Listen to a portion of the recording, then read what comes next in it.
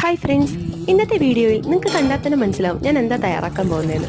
അതെ, വളരെ എളുപ്പത്തിൽ തയ്യാറാക്കാൻ പറ്റുന്ന ഒരു ജെല്ലിയുടെ റെസിപ്പി തന്നെയാണ് കേട്ടോ ഞാനിന്ന് കാണിക്കുന്നത്. ഒരു പാത്രത്തിലേക്ക് 2.5 കപ്പ് വെള്ളം ഒഴിച്ച ശേഷം അതിലേക്ക് നമുക്ക് ഒരു പാക്കറ്റ് ജെലാറ്റിൻ ചേർത്ത് കൊടുക്കാം. ഇതൊരു റെഡ് കളറുള്ള ജെലാറ്റിൻ ആയതുകൊണ്ട് നമുക്ക് ഇതിന് വേറൊരു കളറും ആഡ് ചെയ്യേണ്ട ആവശ്യമില്ല.